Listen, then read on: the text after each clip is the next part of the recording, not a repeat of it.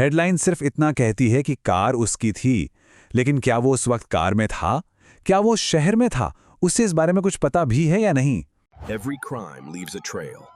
Every clue tells a story. And every truth demands to be uncovered. नमस्ते। आज हम बात करेंगे सिर्फ एक हेडलाइन की। कभी कभी बस एक सुर्खी ही दिल दहलाने के लिए काफी होती है ना? हाल ही में ऑनलाइन कुछ ऐसा ही देखने को मिला। तो चलिए आज इसी एक हेडलाइन को थोड़ा गहराई से समझते हैं, इसकी परतें खोलते हैं। तो हेडलाइन ये थी, गायक D4VD की कार में मिले किशोर की कई चोटों से मौत। सुनने में ही कितना अजीब और परेशान करने वाला है, राइट? देखिए, एक ही लाइन में ड्रामा भी है, रहस्य भी है और एक दुखद घटना भी। पर सवाल यह है कि ये लाइन हमें असल में बता क्या रही है? अच्छा, तो इसको सही से समझने के लिए हमें इसे तोड़ना होगा, मतलब शब्द दर शब्द, क्योंकि जो चीज़ें हेडलाइन बताती हैं उससे कहीं ज़्यादा ज़रूरी वो चीज़ें हैं जो वो नहीं बताती। तो सबसे पहले बात करते हैं सब्जेक्ट की। एक किशोर। सोचिए, ये सिर्फ दो शब्द नहीं हैं। इसके पीछे एक पूरी जिंदगी की कहानी है जो अब अधूरी रह गई। इस शब्द में एक गुमनामी है, एक दुख है, और सबसे डरावनी बात, ये कोई भी हो सकता था। बस यही ख्याल इसे और भी भयानक बना देता है। और फिर कहानी में एंट्री होती है एक सेलिब्रिटी की, गायक D4VD। और जैसे ही ये नाम जुड़ता है, बस पूरी कहानी का एंगल ही बदल जाता है। जो एक निजी, दुखद घटना हो सकती थी, वो अचानक से एक हाई प्रोफाइल, सनसनीखेज मामला बन जाती है। मतलब सारा फोकस अब उस नाम पर चला जाता है। अब आते हैं सबसे रहस्यमयी हिस्से पर, मौत का कारण कई चोटें। देखिए, ये शब्द हमें ये तो बता रहे हैं कि मौत किसी हिंसा की वजह से हुई, लेकिन कैसे हुई, क्या हुआ, वो सब छिपा लेते हैं। और एक और बात पर गौर कीजिए, ये शब्द इन्वर्टेड कॉमास में है। इसका मतलब क्या है? इसका मतलब है कि ये किसी का ऑफिशियल बयान है, शायद पुलिस का। मतलब हर शब्द बहुत नापतोल कर बोला गया है। तो हेडलाइन को तो हमने देख लिया, पर इसके अलावा भी हमारे पास कुछ छोटे छोटे सुराग हैं। सिर्फ 3 टैग्स। चलिए देखते हैं कि ये टैग्स हमें इस पहेली को सुलझाने में कैसे मदद करते हैं।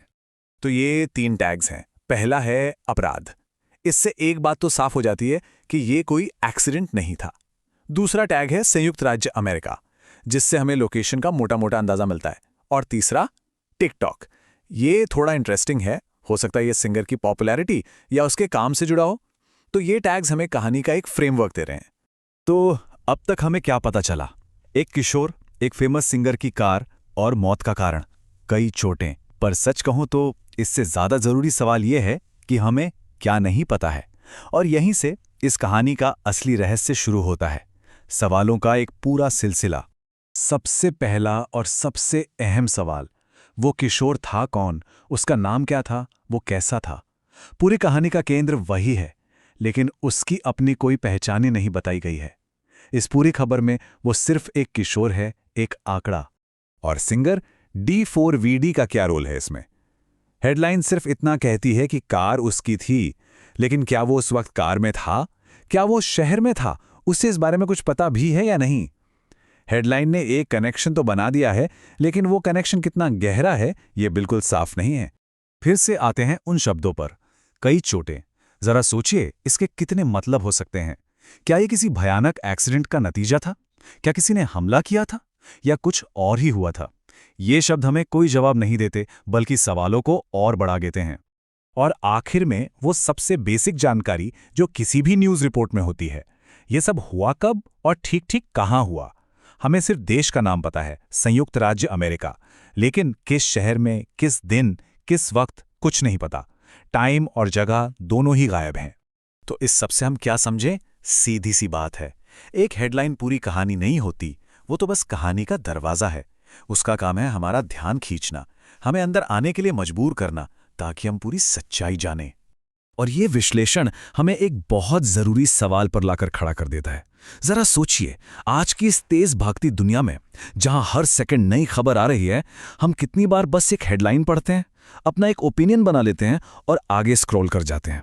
कितनी बार हम हेडलाइन को ही पूरी कहानी मान लेते हैं।